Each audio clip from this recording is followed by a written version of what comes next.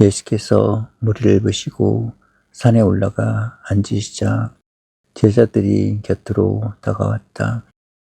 예수께서는 비로소 입을 열어 이렇게 가르치셨다.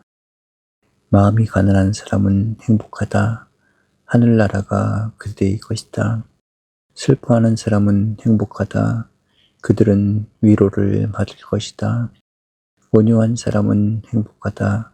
그들은 땅을 차지할 것이다. 옳은 일에 줄이고 목마른 사람은 행복하다. 그들은 만족할 것이다. 자비를 베푸는 사람은 행복하다. 그들은 자비를 입을 것이다. 마음이 깨끗한 사람은 행복하다. 그들은 하느님을 뵙게 될 것이다. 평화를 위하여 일하는 사람은 행복하다. 그들은 하느님의 아들이 될 것이다. 옳은 일을 하다가 박해를 받는 사람은 행복하다. 하늘나라가 그들의 것이다. 나 때문에 모욕을 당하고 박해를 받으며 터무니없는 말로 갖은 비난을 다 받게 되면 너희는 행복하다. 기뻐하고 즐거워하여라. 너희가 받을 큰 상이 하늘에 마련되어 있다. 옛 예언자들도 너희에 앞서 같은 박해를 받았다. 너희는 세상의 소금이다. 만일 소금이 짠맛을 잃으면 무엇으로 다시 짜게 만들겠느냐. 그런 소금은 아무데도 쓸데없어 밖에 내버려 사람들에게 짓밟힐 따름이다. 너희는 세상의 빛이다. 산 위에 있는 마을은 드러나게 마련이다. 등불을 켜서 돛박으로 덮어두는 사람은 없다. 누구나 등경 위에 얹어둔다.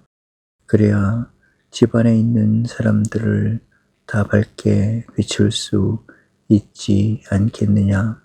너희도 이와 같이 너희의 빛을 사람들 앞에 비추어 그들이 너희의 착한 행실을 보고 하늘에 계신 아버지를 찬양하게 하여라. 아득한 옛날에 우리 문화적인 선조들, 우리와 같은 문화의 맥을 이어받은 선조들은 아마 저 몽고 지역에 살았을 것이라고 생각합니다. 거기에 살았는데 기후도 나쁘고 자연 환경이 대단히 열악하고 좀 살기 힘든 그런 상황 속에 머물렀을 것입니다. 이제 그렇게 살다가 보니까 좀 더 밝고 따뜻한 곳으로 가서 살 수는 없을까. 그때 그 밝고 따뜻한 곳은 태양이 뜨는 곳을 생각하게 됩니다. 그래서 태양이 뜨는 저 동쪽으로 옮겨가 보자. 그래서 이제 동쪽으로 향해서 옮기기 시작하다가 아마 만주 등지까지 왔을 것입니다. 거기에 온 우리 선조들의 아주 일부가 바다를 건너 알라스카루에서 미국으로 갔습니다. 그것이 오늘 아메리카 인디안이라고 부르는 아메리카 인디안의 선조들이 됐습니다. 내 중고등학교 동창의 선배 한 분이 그분도 우리 중고등학교 선배입니다만은 미국에 가서 일찍 목사가 되고 그 아메리카 인디안들을 위한 목사가 됐습니다. 그래서 꽤 여러 해 동안 봉사한 일이 있는데 그날 만나더니 하는 말입니다. 아메리카 인디안들과 살아보면 어쩌면 우리와 똑같은 선조라고 하는 것을 아주 느끼게 된다고. 그런데 제일 놀라운 것은 그 아메리카 인디안들이 쓰는 말하고 우리 말하고 같은 것이 있다고 그래요. 지금 몇 가지 얘기를 들은 거 다 기억은 못하는데 쌀지는 절구가 있죠. 그걸 절구라고 그러다고. 그러면서 어쩌면 그렇게 우리하고 같은지 모르겠다. 그런 그 얘기를 했습니다. 우리 연세대학교 철학과의 정석회 교수님이 미국에 갔다가 아메리카 인디안들 사는데 좀 가보자 하고서 간 길이 있었습니다. 그랬더니 그 인디안들이 나와서 우리 정석회 선생이 이렇게 보더니 그 자기네와 같은 인디안인 줄 알고 어디서 왔냐고 그랬더라고 하죠. 그래서 난 한국에서 왔다고 그랬더니 그런 인디안이 아니냐고 그래서 웃었다고 그런 얘기입니다. 그리고 보니까 우리 정석회 선생님이 아메리카 인디안하고 뭐 복장이나 갈아입으면 꼭 같았겠다 하는 생각을 해보고 있습니다.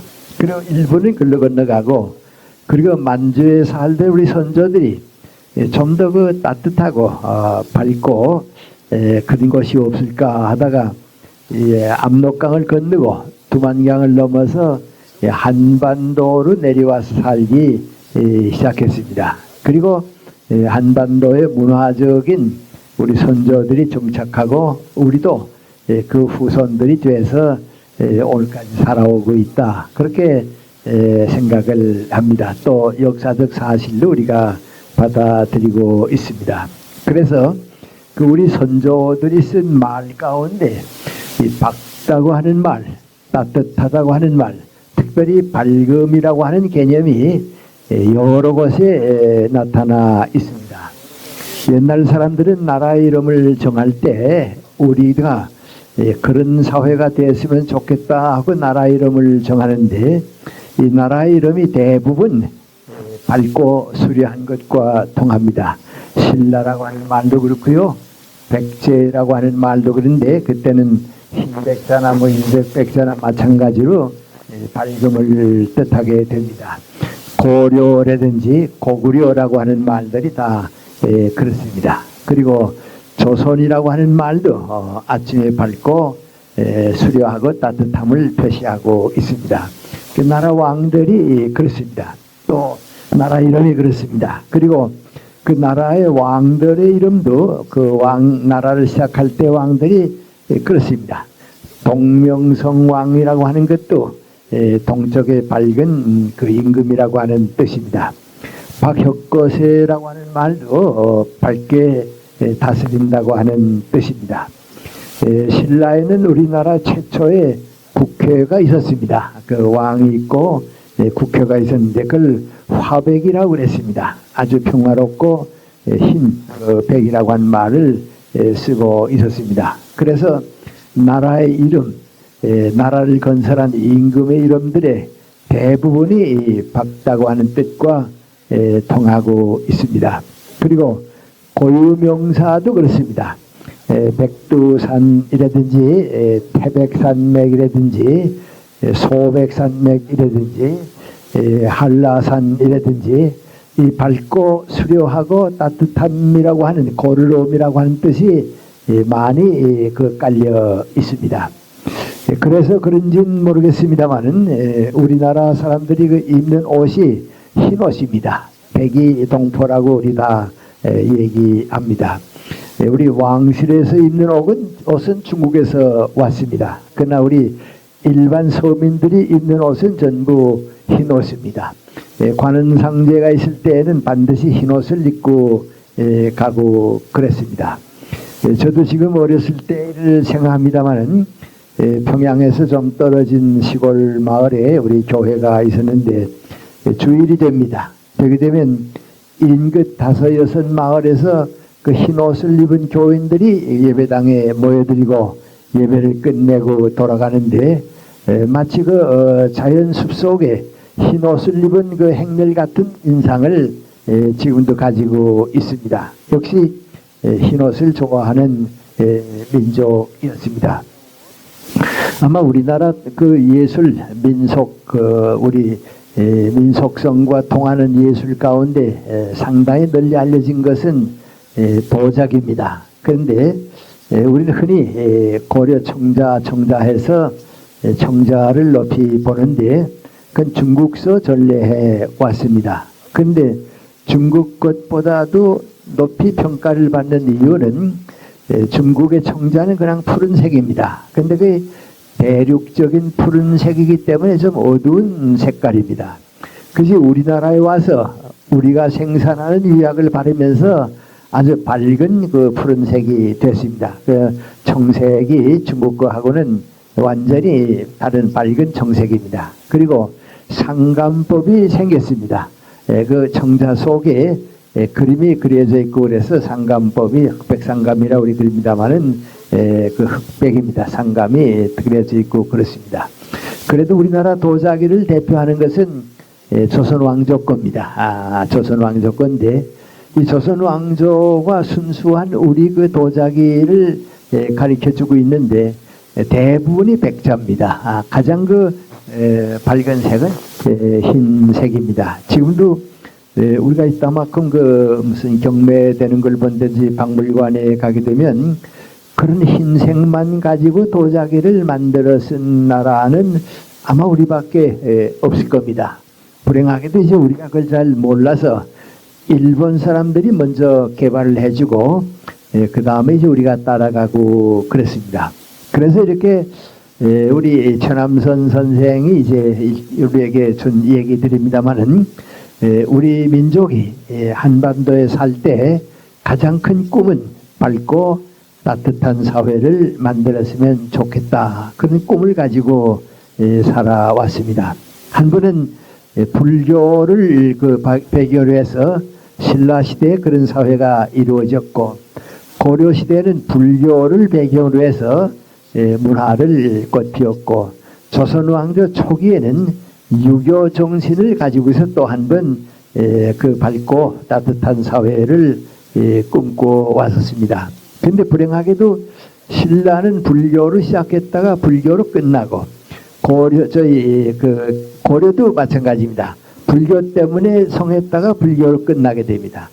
조선 왕조는 유교로 시작했다가 유교로 끝나게 됩니다.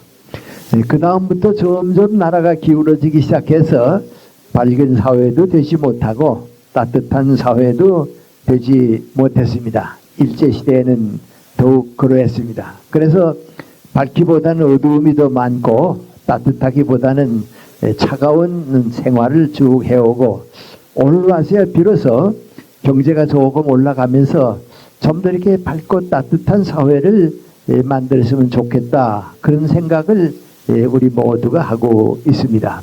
그런데 이것은 우리 민족의 전통이었다. 그렇게만 생각할 필요가 없습니다. 우리 기독교가 들어와서 정말 이런 사회에 밝고 따뜻한 사회를 만들어주고 있는가? 우리 선조들이 꿈꾸던 그 꿈을 우리 기독교가 얼마나 책임지고 있는가? 그런 것은 물어봐야 할 것입니다. 만약에 우리 기독교도 그 책임을 다 감당하지 못한다 하게 되면 우리 기독교 안에서는 교회 안에서는 이상한 생각일지 모릅니다만은 그건 우리 교회가 우리 사회에 도움을 준다고 볼 수가 없습니다. 기독교도 우리 민족에게 도움을 줄 때 필요한 것이지 민족을 불행하게 만드는 기독교는 우리 누구도 원하지를 않습니다. 그런데 세계 여러 나라들 쭉 다녀보면 경제는 올라갔다고 그럽니다. 그러나 여러 면에서 아직도 밝은 사회, 따뜻한 사회는 만들지 못하고 있습니다. 범죄가 이렇게 많고 사회가 혼란스럽고 서로 헐뜯고 사는 사회는 별로 없을 것입니다. 그런 점에서 볼 때 오히려 이런 생각을 못했던 일본보다도 우리가 뒤지고 있는 것은 사실입니다. 그래서 이 밝고 따뜻한 우리 민족의 전통을 우리 기독교가 이어받아서 정말 기독교 때문에 우리 민족이 밝은 사회를 만들었고 따뜻한 사회를 만들었다 하는 그 평을 우리 스스로가 받아야겠습니다. 그런데 문제는 자연이 우리를 따뜻하고 밝게 만들어준 조건은 우리 한국이 가지고 있습니다. 또 우리 자연 환경은 세계 어느 나라에 못지않게 좋은 환경을 가지고 있습니다. 전 때때로 그런 생각을 해봅니다마는 우리 남해안에 가게 되면 섬들이 많아서 다도해가 쭉 깔려 있습니다. 저것을 만약에 선진국가였다고 하면 어떻게 했을까? 아마 그 다도해를 세계 공원으로 만들었을 것입니다. 그리고 온 세계 사람들이 와서 피서를 하고 가고 쉬고 가고 그랬을 것입니다.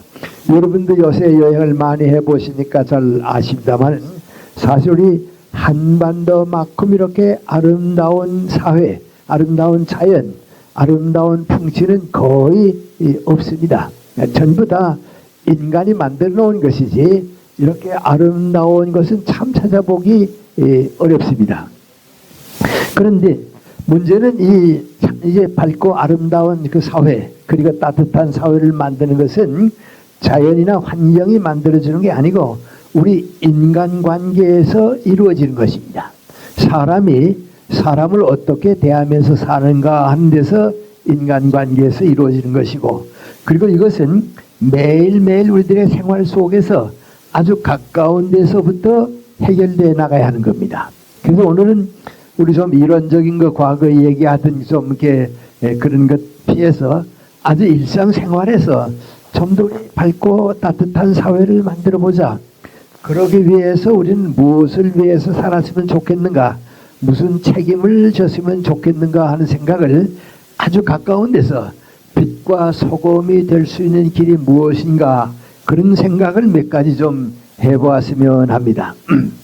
아주 본론에 들어가서 먼저 말씀드리겠는데, 저는 이러한 그 밝은 사회, 따뜻한 사회를 만들지 못한 건 우리들 자신입니다. 우리들 자신인데 그걸 내 책임은 아닌 듯이 나하고는 상관없는 것 같이 이 핑계를 너무 많이 하면서 사는 것이 우리의 나쁜 습관인 것 같습니다. 외국 사람들이 그렇게 봅니다.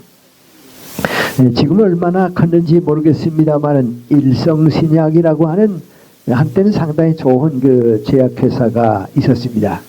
그 제약회사의 연구실장으로 있는 사람이 서울대학 약학과를 나온 사람이었습니다.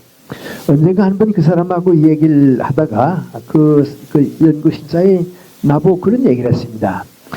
우리 회사에 미국에서 온 사람이 있고 스위스에서 온 사람이 있고 우리가 다씩 이제 영어를 쓰고 있는데, 한 번 자기가 그 연구실에 와 있는 외국 사람들 세 사람하고 얘기를 하다가 당신네들이 우리나라에 와서 다 이제 3년 정도씩 되고 그랬는데 뭐 한 가지씩 이건 좋지 않더라, 너 이건 바꿔야겠더라, 그런 한 가지씩만 좀 느껴지는 거 있으면 얘기해다고 그랬답니다. 그랬더니 그 세 사람 가운데 한 사람이 그럼 내가 얘기할까? 이제 한 사람이 한 가지 얘기하는데 뭐라는 거 아니, 왜 너희는 무슨 일을 하다가 안 됐으면 내 책임이다, 내가 잘못했다, 그 생각을 안 하냐고. 자꾸 핑계만 한다고 말이죠.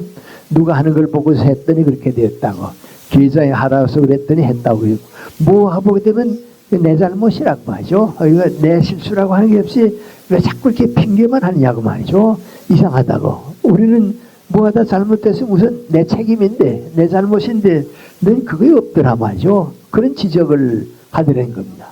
그래서 자기도 그 공감했다고 해요. 스코필드 박사 얘기가 생각납니다. 이제는 다 세상 떠났으니까 뭐 다 누구라고 공개하고 얘기해도 괜찮을까요? 스코필드 박사가 한 번 나보고 그래요. 이게 6.25 전쟁 나고서 대학이 돈벌이 하던 때입니다. 학생들을 자꾸 늘려가지고선 이제 돈 벌어서 빌딩 짓고 이제 한참 그러던 때거든요. 근데 스코필드 박사가 나보고 그래요. 너희 나라에 와서 이렇게 가만 살아보게 되면 지도자들도 책임을 안 진다고 말이죠. 자꾸 핑계만 한다고 말이죠. 그 사람 때문에 그랬고 너희 때문에 그때 핑계가 많다고 말이죠. 그래서 그런 거 느끼셨어요? 그랬더니 나보고 하는 얘기입니다. 한번 자기가 미안합니다. 그 시장 떠났으니까 하는 얘기입니다만 한양대학을 갔습니다. 가서 김현준 총장을 만났습니다. 그래서 무슨 얘기를 하다가 내가 의사면 하루에 40명, 환자가 많으면 좀 힘들더라도 한 50명까지 보면 근데 의사 자격이 있다고, 그 의사라고. 그런데 이런 기회에 돈을 좀 많이 벌어보자 하고서 하루 동안에 70명도 보고 80명도 보면 그 의사의 자격도 잃어버리고 환자들도 불행해진다고 말이죠. 근데 오늘 너희 대학을 가만 보게 되면 교수 수를 본다든지 대학에 무슨 시설로 본다든지 3,000명이 채워가면 3,000명이면 좋겠는데 왜 5,000명도 받고 6,000명도 받으면 그 교육도 깨지는 거고 학생들도 불행해지는 건데 아, 그거 왜 하느냐 말이죠. 스코필드 박사가 자기네 카나다식으로 생각하고 우리 김현준 총장 보고서 그랬다는 거예요. 그랬더니 김현준 총장이 뭐라고 하는 거 아니, 아니 박사님 걱정하실 거 없습니다. 정부가 100에 부정을 하는데 뭐 우리가 30점 했다고 해서 괜찮습니다. 그러더라는 거예요. 예? 그게 대한민국 총장의 얘기입니다.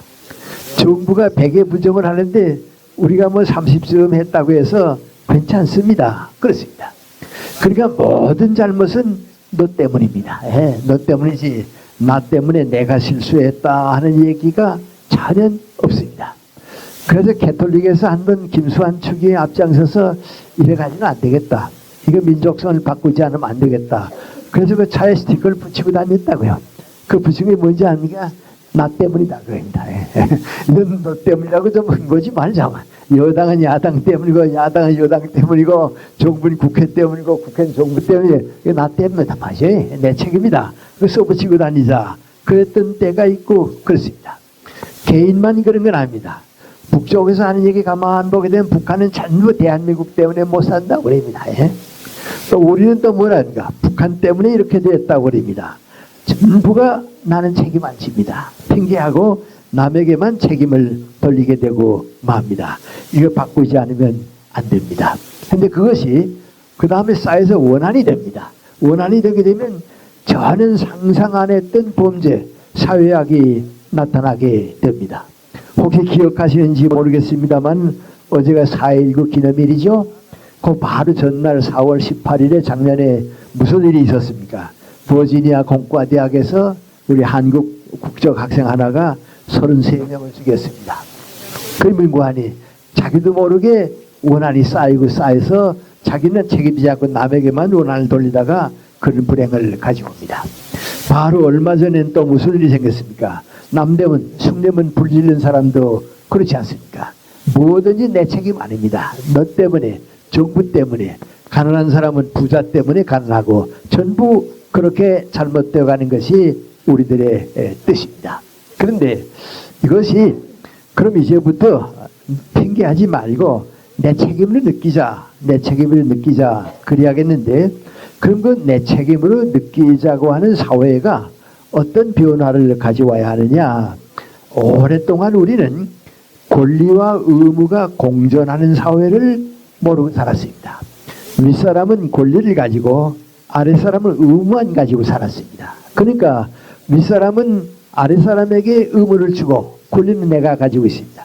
그 아랫사람은 암만 노력하고 한다 애쓴다고 해도 윗사람의 지시한 대로 따르니까 책임질 수가 없습니다. 그러니까 권리와 의무가 공존하는 사회가 돼야 합니다.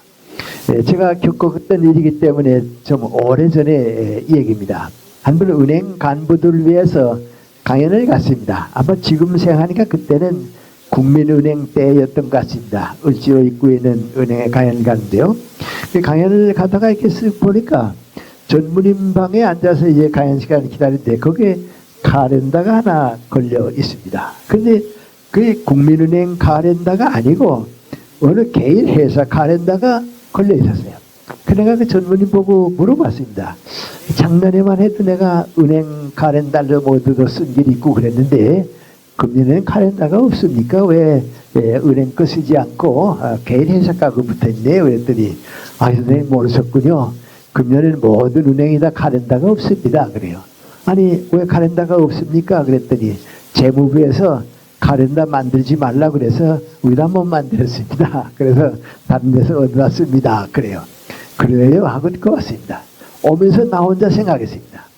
대한민국의 재무부가 뭐 할 일이 없어서 은행에 카렌다 만들어라 만들지 말아라 그런 걸 지시합니까? 예? 세계 그런 나라가 어디 있나요? 예. 근데 우리는 그 당연한 걸로 지시하고 당연한 걸로 받아들여요. 그러니까 모든 책임은 윗사람은 안 져요. 시키기만 하고 권리는 가지고 있고 밑에 사람이 의무만 가지고 있는 거예요. 그러니까 뭐든지 잘못한 건 다 밑에 사람이지 권리와 의무가 공존하는 사회가 못 됐습니다. 지금 그 조금씩 좋아지려고 하고 있습니다. 이번에 예를 들어 말하면 교육에 무슨 특수학교 만드는 건 교육감에게 맡긴다 그렇습니다. 그건 당연한 거죠. 또 좀 더 내려가게 되면 어떻습니까? 교장이 마음대로 해야 하는 것이죠. 예? 내가 대한민국에서 제일 좋은 교장 되겠다고 하면 제일 좋은 학교를 해야죠. 그 돈 많이 벌었으면 또 그걸 가지고서 좋은 학교를 만들어야죠. 그럼 또 다른 학교는 또 그걸 보고 따라가면 됩니다. 그런데 이걸 전부 위해서 똑같이 하라고 그러는 게 공산주의 사회입니다. 그러니까 공산주의 사회가 하게 되면 권리는 윗사람 가지고 밑에 사람은 의무밖에 없습니다. 근데 그럼 밑에 사람은 윗사람은 권리 가지기 때문에 책임지느냐? 안 집니다. 그건 권리 가진 사람은 안 집니다. 우리 모든 사회가 그렇습니다. 그런데 이제 선진 국가에 가게 되면 어떤가 하는 걸 좀 봅니다. 우리 연세대학교 정문으로 들어오면 왼쪽에 이제는 두 번째 건물입니다. 전에는 첫째 건물이에요. 공과대학이 있습니다. 그 이제 5층 빌딩이 있는데 그 이제 어떻게 지었냐 하면 독일서 종교 세금을 받아 가지고 그 종교 세금에 남는 돈을 가지고 이제 여러 나라에 도움을 줍니다. 우리 아카데미 하우스도 그래서 지은 겁니다. 그런데 한국에 도움을 줄 수 있을까 해서 그 책임자가 이제 한국에 오게 됐습니다.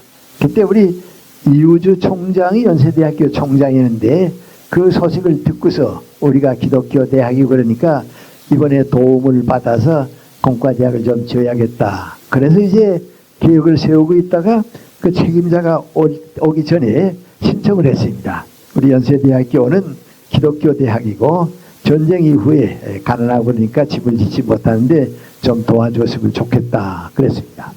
근데 이우주 총장은 제가 개인적으로 가까이 지났으니까 잘 압니다만은 됐으면 좋겠는데 될는지 안 될지 모르겠다고 마시오 그랬습니다. 근데 얼마 있더니 뭐인고하니 그 실무 책임자가 한국에 온다 그랬습니다.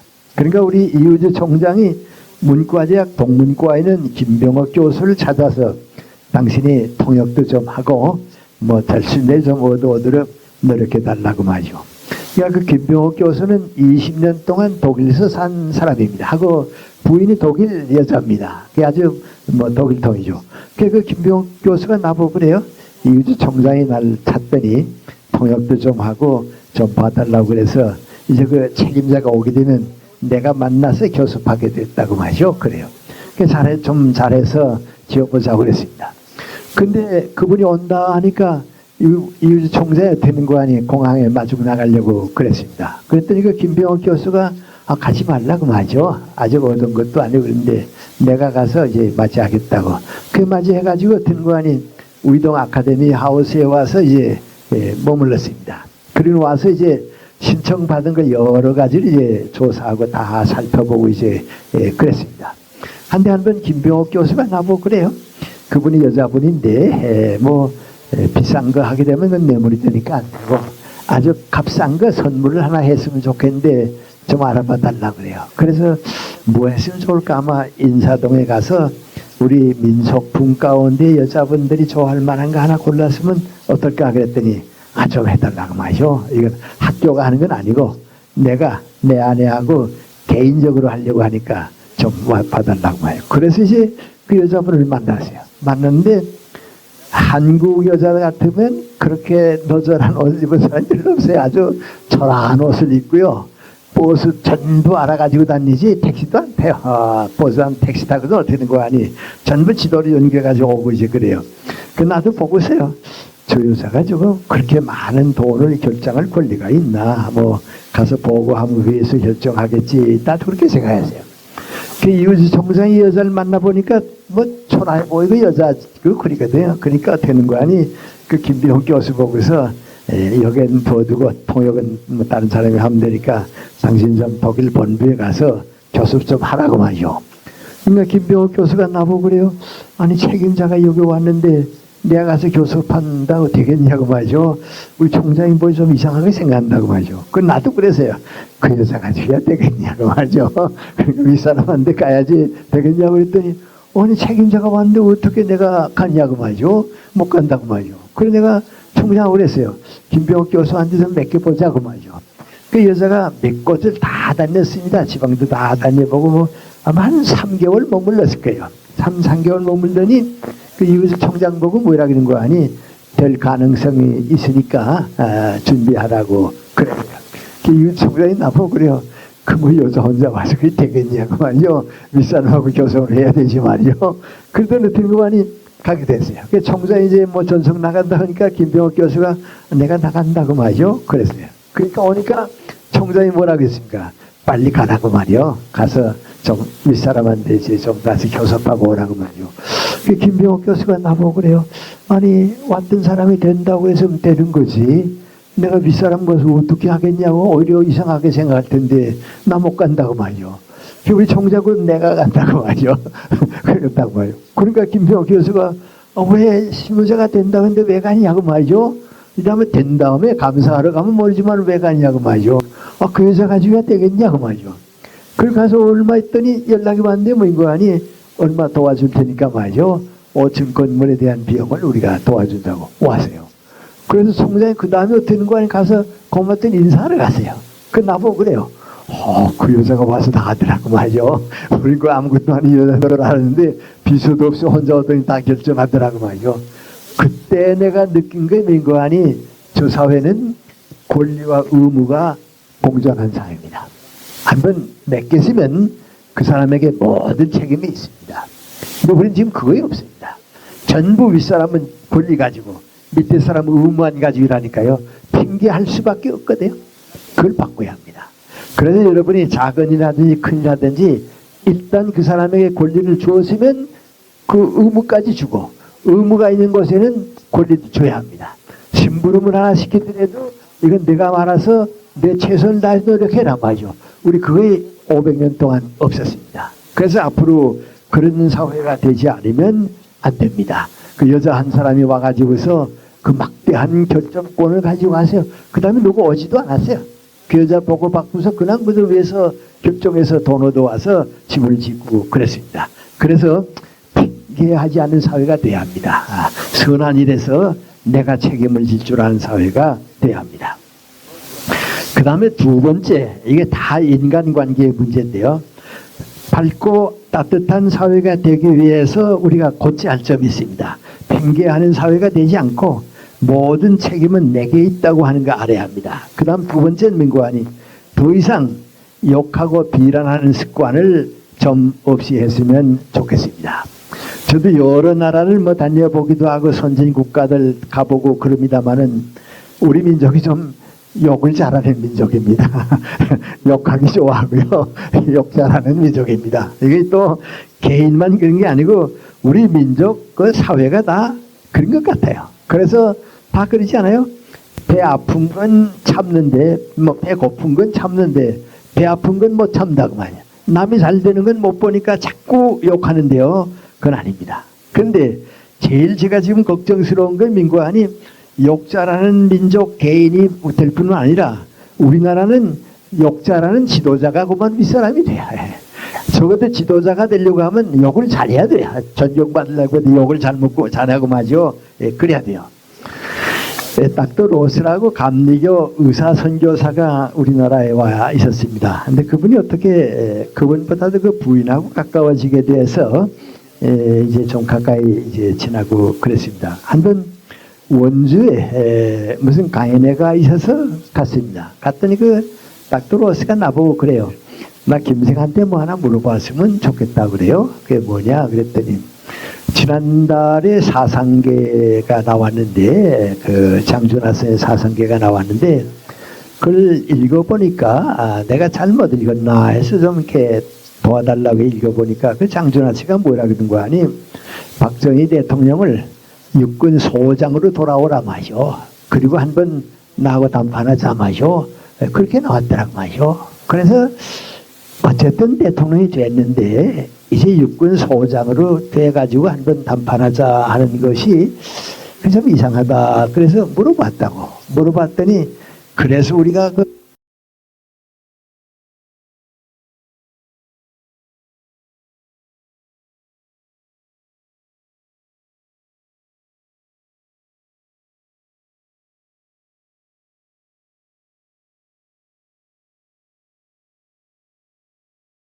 그리고 그렇게 비난하고 그래도 그거 괜찮냐 그래요. 근데 내가 그 얘기를 가만 듣고 보니까 말이죠. 이게 우리나라에는 욕을 잘하는 사람이 인기가 있어요. 누가 더 욕잘하느냐 하는 게 인기예요. 예. 이게 다 돌아가셨지만 좋은 분 많이겠죠. 좋은 분 많이지만 우리 함석헌 선생님 욕잘하는 분이거든요. 그건 누구 못 당하거든요. 그렇게 인기가 있어요. 예. 우리 지금 함석헌 선생님 좋아하는 분 가운데 하나는 김동길 선생인데 김동길 선생님 가연하게 되면 인기가 있거든요. 그러니까 아주 욕잘하시거든요. 남 못하는 걸 아주 콕콕 해내거든요. 미안합니다. 나도 한 번 인기 얻어보려고 좀 강연하면서 욕해보았어요. 근데 다 좋아해요. 예? 아, 선생님 시원하다고 말이죠. 좀 그래야지 뭐 그거 얘기 하나만 하지 말이죠. 그래요. 누가 함석헌 선생님 보고서 그랬다며. 선생님 좀 점잖게 얘기하시죠. 그렇게 욕하지 마시고 그랬더니 욕해도 못 알아듣는 거 점잖게 얘기를 할나 말하지 않을 필요가 뭐 있나 그렇습니다. 이상하게 우리 그런 사회가 됐습니다. 한번 스코필드 박사를 만났습니다. 그분이 이제 박정희 대통령 때 있었던 분 아니에요. 그래서 만났는데 한번 나보고 무슨 얘기하다 그래요. 나 박 대통령 하는 거 많이 지지한다고. 그런데 어떤 때는 좀 만족스럽지 못하다고. 그러더니 하는 말이 뭔가 하니 나 당신의 대통령에 대해서 좀 싫은 소리 해도 괜찮냐 그래요. 그 말씀하시라고 말이죠. 그랬더니 난 이런 거 이해 못하겠다 그래요. 근데 그분은 그렇게 한국을 사랑하고 그러지만은 내가 한국 사람이기 때문에 당신의 대통령에 대해서 내가 좀 싫은 소리 욕해도 한번 좀 욕 찾을 줄 알게 돼요. 근데 우리는 그게 없어요. 그래서 무턱대고 욕 많이 해서 인기 올라가고 그런데요. 그거 좋지 않습니다. 근데 그게 이상하게 인기요. 난 우리 노무현 대통령이 대통령 되는 제일 큰 계기가 어디 있었느냐 난 몰랐는데요. 정주영 회장을 국회에서 데려다 놓고 이제 한참 성토할 때 큰 소리 치고서 재떨이 내던지고 나갔대요. 그래서 국민들이 야 됐다고 말이죠. 저런 사람이 시한다고 말이죠. 그래서 대통령 됐다고 그래요. 근데 애국 같으면요 그런 사람 버림받습니다. 그건 예절도 없고요. 회의도 무시하고요. 그건 버림받습니다. 근데 우리는 그런 사람이 대통령까지 올라가고 있습니다. 하고 여러분 세계에서 제일 욕 많이 하는 사회가 어딘지 아십니까? 김정일입니다. 그렇게 욕 잘하는 사람은 없습니다. 북한에서 방송 같은 거 들어보면요. 야 어디서 저런 말 끌어다가 아나운서가 저렇게 욕 잘하나 할 정도로 욕 잘합니다. 하고 세계에서 제일 욕 잘하는 사회가 어디 공산주의 사회입니다. 세월이 지나게 되면 다 용납받지를 못합니다. 우리는 그렇게 생각하면 안 됩니다. 어떤 개인에게도 장점이 있고 단점이 있습니다. 어떤 민족과 사회에도 선한 점이 있고 나쁜 점이 있습니다. 그런데 복받는 나라, 따뜻하게 밝게 사는 사회 가만 가보게 되면 단점은 얘기 안 하고 장점을 많이 얘기하는 사회가 행복한 나라입니다. 여러분 그 미국에 이번에 민주당 안에서 공화당 안에서 이제 대통령 출마하는데 가만 보세요. 그 나와서 지도자가 얘기할 때 상대방에 대해서 아주 조심스럽게 얘기하거든요. 내가 할 얘기 못할 얘기 다 한계선 있거든요. 그 만약에 한계선 넘어가게 되면 국민들이 어떻게 합니까? 지도자 못 될 사람이라고 그럽니다. 상대방을 그렇게 욕하는 사람이 어떻게 지도자가 되냐고 말이죠. 특별히 거짓말 한마디 했다가는 그건 그걸로 끝납니다. 그건 지금 힐러리나 오바마나 맥케인이나 다 그렇습니다. 연설하고 할 때 거짓말 나오게 되면 그건 용납 안 됩니다. 그런데 우리 정치를 가만 보게 되면 이건 칭찬은 잘은 없습니다. 칭찬 안 해도 좋은데 욕을 좀 덜 했으면 좋겠어요. 이건 애국 사람들 들으면 정말 창피할까봐 난 얘기가 어렵습니다. 우리 한나라당도 그렇습니다. 이명박 씨를 반대하는 측에서 항상 하는 얘기가 뭔가 하니 한 방만 터지면 날아갈 걸 어떻게 대통령 후보를 뽑느냐고 말이죠. 한 방만 터지면 날아간다고 말이죠. 그러니까 국민들이 볼 때 우리가 알지 못하는 큰 잘못이 저 사람에게 잔뜩 있구나 말이죠. 그 한 방만 터지면 날아갈 사람이라고 그랬거든. 그리고 안에서 뭐까지 했습니까? 이명박 씨가 숨겨놓은 딸이 있다 그런 얘기 나왔죠. 어머니는 일본 여자라고 하는 얘기가 나와서 DNA 검사까지 했죠. 그런 사회가 어떻게 복받습니까? 여러분 어떻게 복받습니까? 또 이쪽에서 또 박근혜 씨 또 욕하는 거 보세요. 어느 목사와 사이에 무슨 아기를 낳았다 그런 얘기들 하고 나온대요. 그건 전혀 지도자가 될 사람들을 모시는 사람들이 아닙니다. 그게 아닙니다. 그 지금 뭐죠, 이 친박 계열과 친이 계통 싸우고 있는 거요. 다 우리 국민이 싸움 만든 게 아니고 저희가 만든 겁니다. 다 그렇게 싸워놓고 나니까 이제 합할 수가 없거든요. 그래도 욕을 좀 덜 했으면 합할 수가 있는데요. 그 어떻게 그렇습니까? 그래서 우리가 같은 일이지만은 장점이 있고 단점이 있고 선한 점이 있고 악한 점이 있습니다. 거기에서 긍정적인 면을 찾아가는 사회가 복받습니다. 그리고 밝은 사회가 되고 행복한 사회가 되는 겁니다. 똑같지만은 긍정적인 면을 찾아가야 합니다. 그리고 우리는 좀 남을 칭찬하는 습관을 만들었으면 좋겠어요. 우리 지금 잘 누구 칭찬할 줄을 모릅니다. 저라고 한국 사람 아닙니까? 저도 그렇습니다. 그런데 이런 좀 칭찬하는, 건설적이고 칭찬하는 습관을 좀 가져야 하겠습니다. 저는 우리나라가 불교를 오래 믿어온 것에 대해서 감사를 하고 있습니다. 왜 감사하는가? 불교는 남을 욕하지 않습니다. 남을 이렇게 거부하지 않습니다. 다 그 사람이 있다고 받아들입니다. 그러니까 그 불교적인 전통을 가진 사람들이 지금 이슬람교를 믿는 사람이라든지 지금 우리가 유대교를 믿는 사람 같이 싸웠다고 하면 오늘 우리 큰 일입니다. 큰 일입니다. 불교가 그건 없었습니다. 나는 그 점에 있어서는요, 기독교가 1000년 동안 있었으면 불교 나라보다 더 싸웠을 것 같아요. 지금 싸우는 것들 보세요. 그난 불교의 좋은 점은 그겁니다. 특별히 이 이슬람교가 오늘 사회를 불행하게 만드는 가만 볼 때 말이죠, 오히려 저 사람들이 불교를 믿었으면 좋을 뻔했다 하는 생각을 하게 됩니다. 그래서 우리가 남을 좀 칭찬하지만은 욕하지 않는 좀 그런 들었으면 좋겠어요. 그리고 가만 보면 제가 오늘 하는 얘기가 전부 예수님 말씀입니다.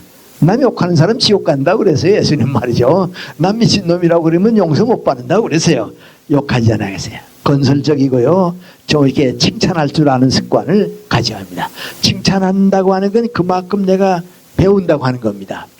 전 요새 많은 사람들이 뭐 젊은이들 버릇이 없다 뭐 그렇다 하면서도요, 그래도 우리 젊은이들이 낫다 하는 거 하나 압니다. 그 뭐 보면 아니하면요, 미국의 인류대학에 뭐 하버드나 예일이나 프린스턴의 인류대학생들 이렇게 대담하는 거, 뭐 얘기하는 거, 자기네끼리 모여 얘기하는 거 보면요, 절대로 못 듣는 얘기가 없습니다. 그 민관이 남 욕하는 얘기를 못 듣습니다.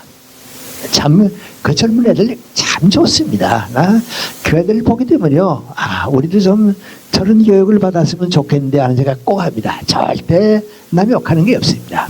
제가 몇 해 전에 우리 가족 일 때문에 이제 좀 갔는데요. 거기 이제 그 하버드 출신, 예일 대학 출신들 이제 한국 애들, 미국 애들이 한 30-40명 이제 모였습니다. 모여서 이제 얘기하는 것만 들어보면요, 남 욕하는 건 절대 없습니다. 좋은 점만 얘기합니다. 칭찬을 합니다. 근데 우리 늙은이들은 전부 욕합니다. 우리 모여앉으면 욕 아니에요? 늙은이들은 모여앉으면 욕이에요. 그런데 요새 우리 젊은 애들 방송하는 거 가만 보게 되면 조금씩 칭찬할 줄 알아요. 나 그거 보고서요, 늙은이들보다 그래도 젊은들이 낫단 말이죠. 여러분 그 사회하는 거 좀 보세요. 웃고 넘기거든요. 칭찬할 줄 알거든요. 우리 세대는 칭찬을 모르고 살았어요. 아니 뭐 방송국에 앉아서도 싸웠는데 욕하네 뭐 말할 거 보이세요. 제가 오래전에 그 심야 토론에 한 번 나갔어요. 나갔는데 서울대학 교수가 어떻게 내 의견하고 달랐는가 봐요. 그랬더니 뭐 그래요. 그래서 나도 글쎄 나는 그렇게 생각을 못 해봤다고 말이죠. 또 그 생각도 할 것 같고 내 생각도 할 것 같다고 그랬어요. 그리고 나왔더니 누가 나보고 그래요. 그 양반이 그 점잖은 양반이 방송에 나와서 저런 소리를 다 해. 그래요. 그래서 글쎄 나도 좀 뜻밖이었다고. 그 나와서 나보고 악수하면서 뭐 이거 아니 좀 지나친 말씀해서 미안하다 그래요. 그래 안 괜찮다고 반대들 의견 이시할 거 아니야. 그런데 그건 우리 세대예요. 우리 젊은 애들 그거 안 해요. 좀 우리 칭찬할 줄 아는 사회에 살아요. 난 그런 점에서는요, 불교가 기독교보다 좋은 점을 많이 가지고 있습니다. 우리 개신교의 보수적인 목사님들 남 욕하는 거 보면요, 그건 아닙니다. 그렇게 해가지고서 절대로 따뜻한 사회, 밝은 사회가 될 수가 없습니다. 그 다음 세 번째 말씀이 있습니다. 우리 마태복음 7장 12절은 우리가 오늘은 읽지 않았습니다만 마태복음 7장 12절 누가복음에도 같은 말씀이 있습니다. 아주 제일 좋은 말씀 하나가 있습니다. 근민관이 다른 사람에게 대접을 받고자 원하는 대로 너도 다른 사람을 대접하라 하죠. 남에게 대접을 받고자 원하는 대로 남을 대접하라. 그것은 모든 율법과 계명의 핵심이라고 예수님께서 얘기했습니다. 나도 어려서부터 성경을 읽으면서 이 말씀이 그렇게 소중하다 하는 걸 사실은 몰랐습니다. 철학 공부를 하다가 칸트의 실천 이성 비판이라고 하는 책을 읽게 됐습니다. 우리말로도 박종홍 선생님 아마 번역했을 겁니다. 번역한 책이 나와 있고 그런데요.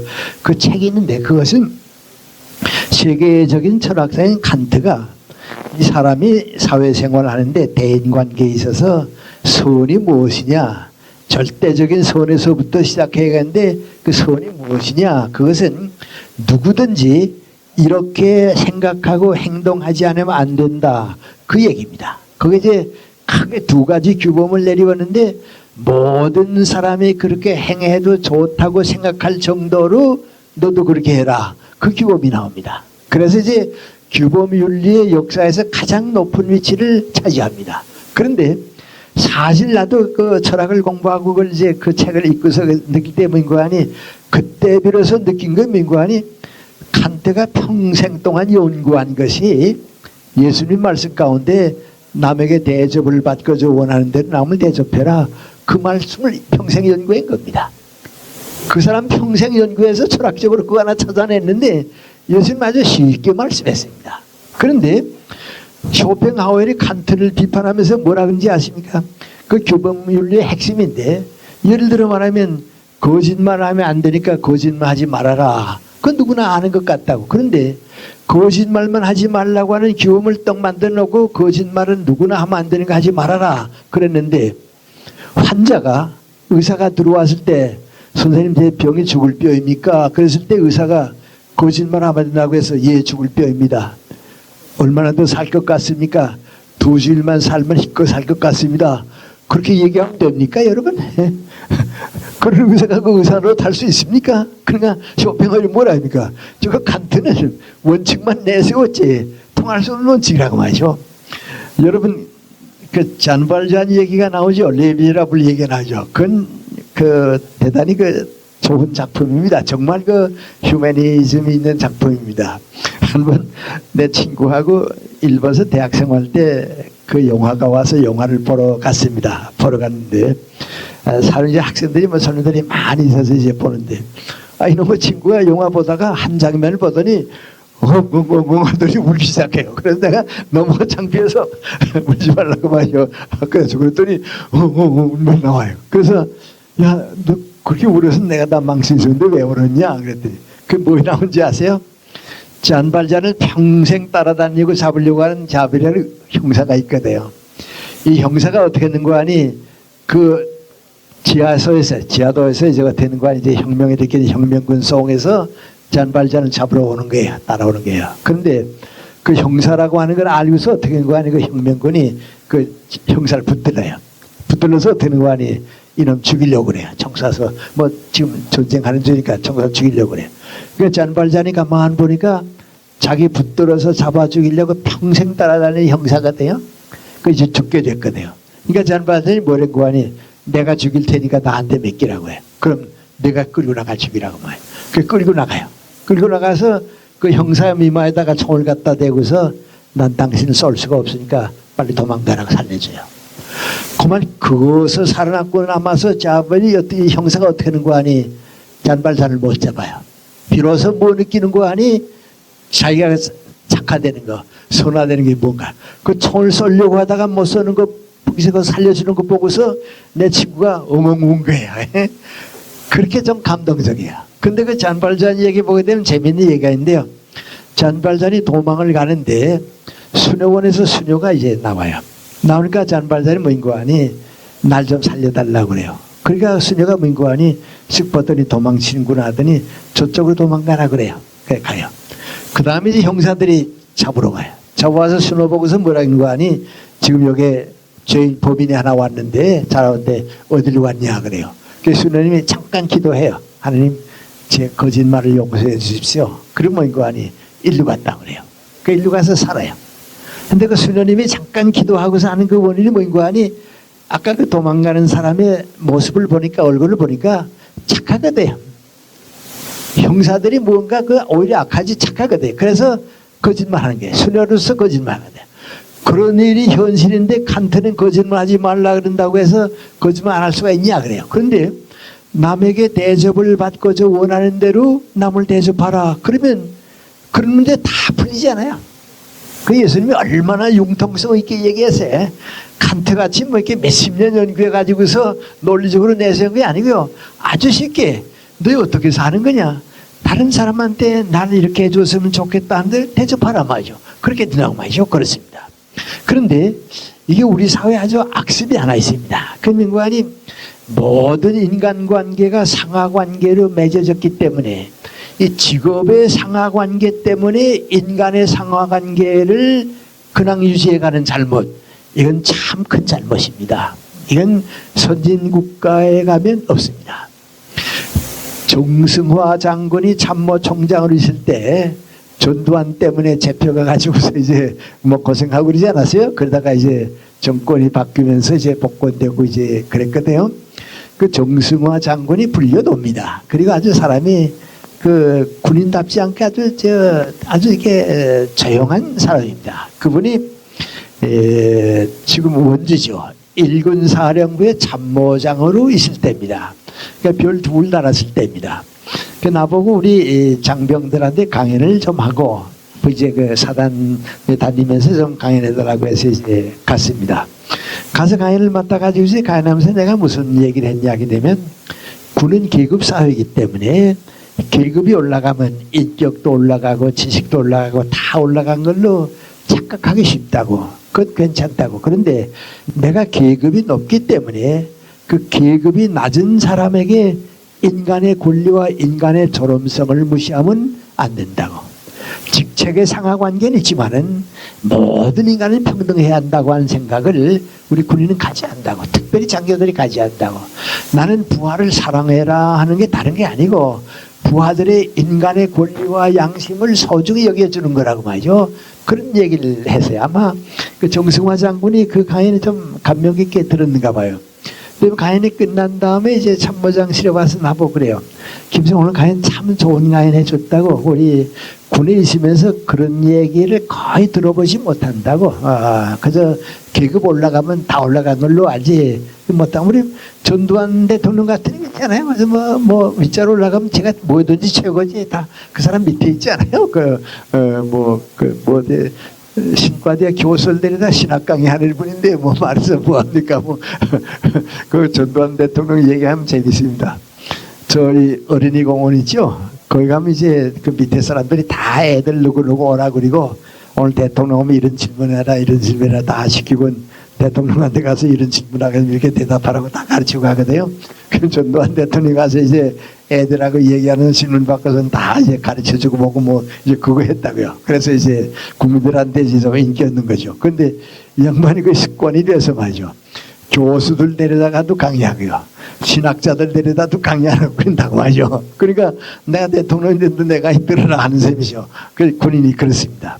그런 얘기를 했더니 그 정승화 장군이 나보고 그래요. 김생 참 좋은 말씀 해주셨다고. 우리 군인들이 항상 그걸 모르고 산다고 말이죠. 근데 미국 가보니까 그게 없더라는 거예요.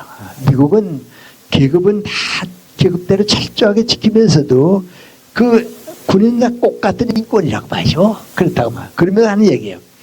자기가 얼마 전에 미국을 갔는데 별 둘을 달았으니까 별 둘 단 소장 집에 가서 이제 머물게 가게 됐습니다. 근데 그 소장이 뭐라고 하는 거 아니? 오늘 저녁에 우리 집에서 식사를 할까 했는데 나하고 같이는 대위의 딸이 생일 파티가 됐다고. 그래서 내가 초대를 받아서 간다고 약속을 했다고. 미국서는 다 아십니다. 이게 뭐 결혼식 초대도요. 받으면 나 간다 못 간다 하는 게 다 보내줘야 합니다. 그리고 이제 몇 명 누구누구 온다는 거 다 합니다. 바로 어제 저녁에 내 셋째 딸한테서 전화가 왔어요.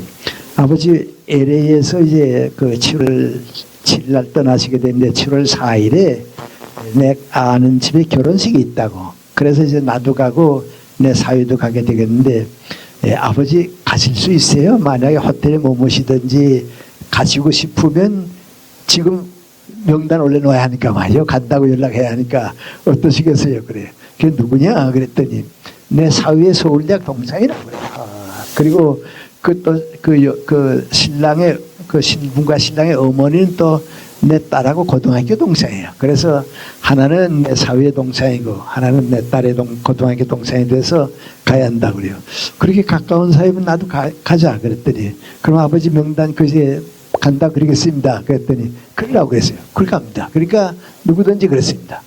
그러니까 육군 소장이 정승화 장군 보고 뭐라는 거 아니 오늘 우리 집에서 식사를 대접하려고 했는데 우리 대위의 딸이 생일 파티가 있어 내가 간다고 약속을 했다고 말이죠. 같이 가면 어떠냐고. 그러자고 그 말이요. 그러니까 육군 소장이 육군 대위의 딸 생일 파티 이제 저녁을 먹어주러 이제 가는 겁니다.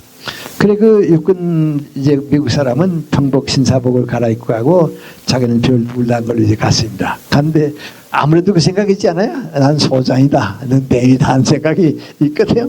그 들어갔더니 육군 소장이 그 대위의 딸이 이제 생일 축하 파티에 이제 환영한다고 그러니까 가더니 손에다가 입을 맞추고서 말이죠. 생일 축하한다고 말이죠. 그러니까 대위의 딸이 떳떳하게 아주 인사받더니 안내하더라고 말이죠.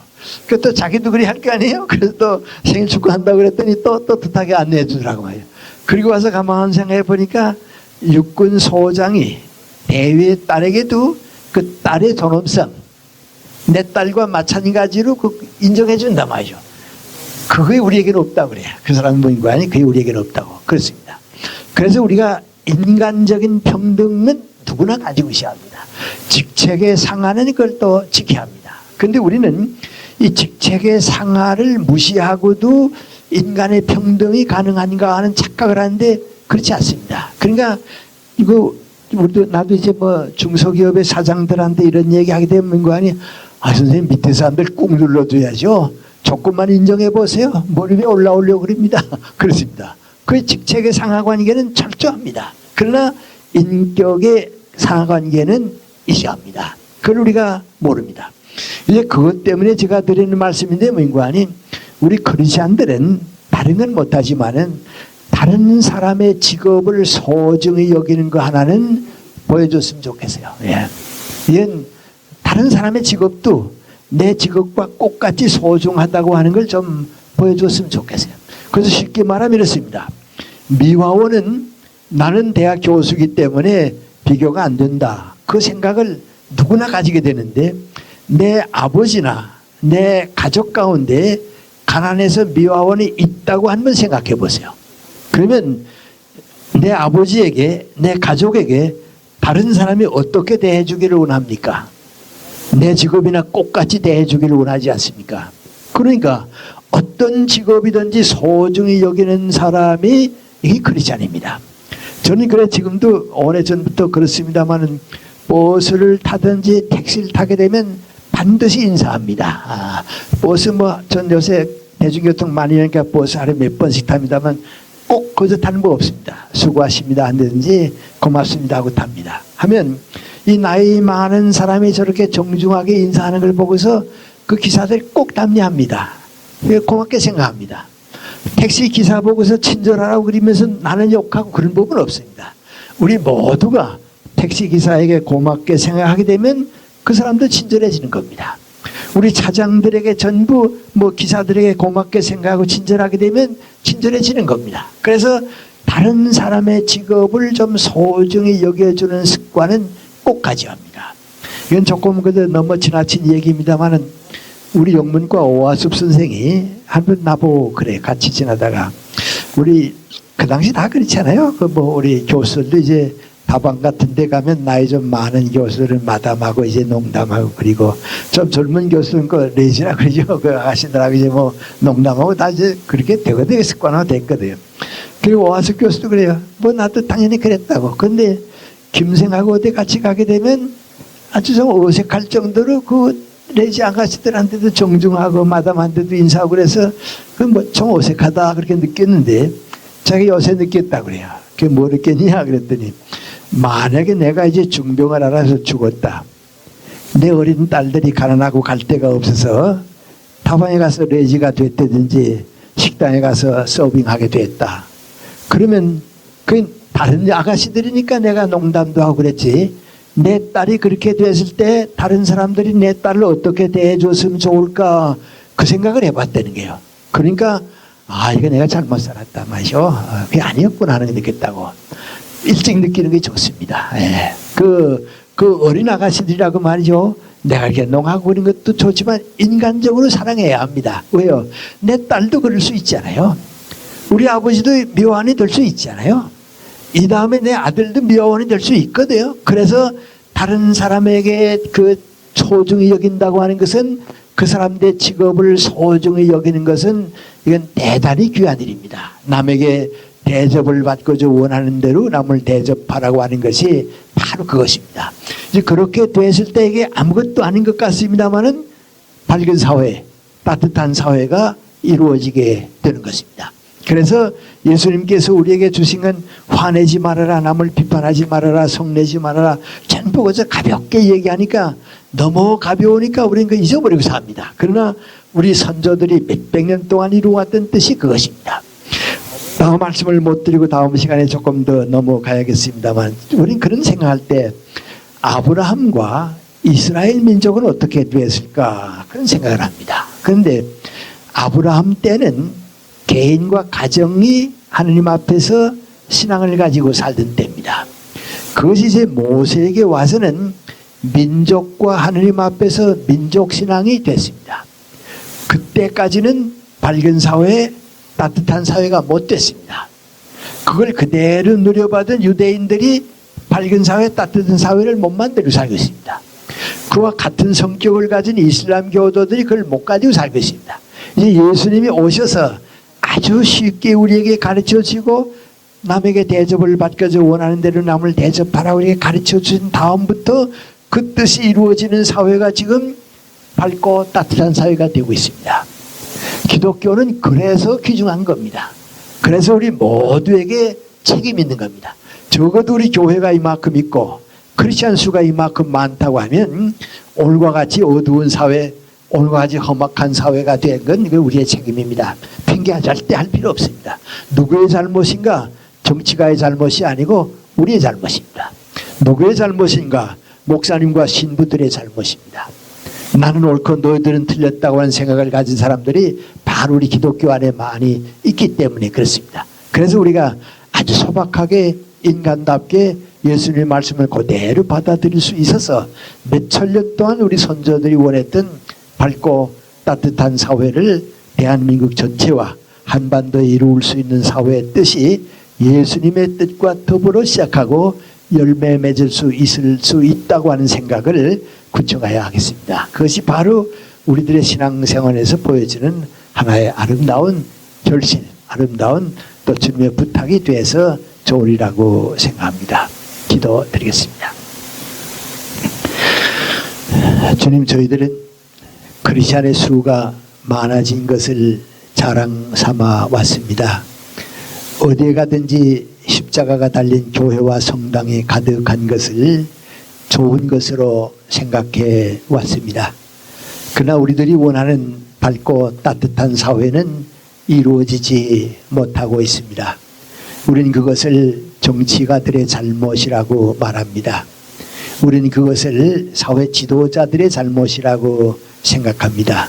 그러나 하느님께서는 그분들의 잘못이 아니고 바로 우리들의 잘못이라고 가르쳐 주십니다. 우리 목사님들이 잘못했습니다. 신부님들이 잘못했습니다. 그리고 우리 교회에 다니는 크리스찬들이 잘못 살았습니다.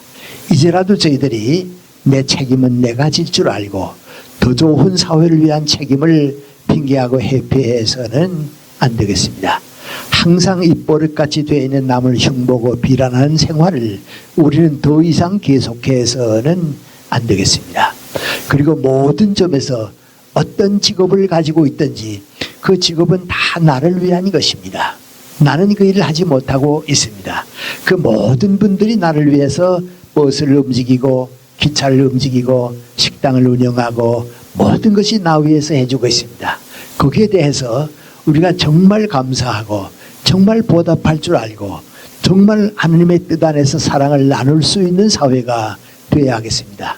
그때 우리 민족이 원해온 밝고 따뜻한 사회가 우리 민족 속에서 온 세계 누구도 따라올 수 없는 크리스찬다운 주님의 은총과 사랑을 받는 사회로 바꿀 수 있도록 저희들을 이끌어 주시고 도와주시기를 바랍니다. 그것이 저희들에게 맡겨주신 주님의 소중한 책임임을 오늘 다시 한번 깨닫고 앞서서 나아갈 수 있도록 저희들을 도와주시기를 원합니다. 예수님의 이름 받들어 기도 올리옵나이다. 아멘.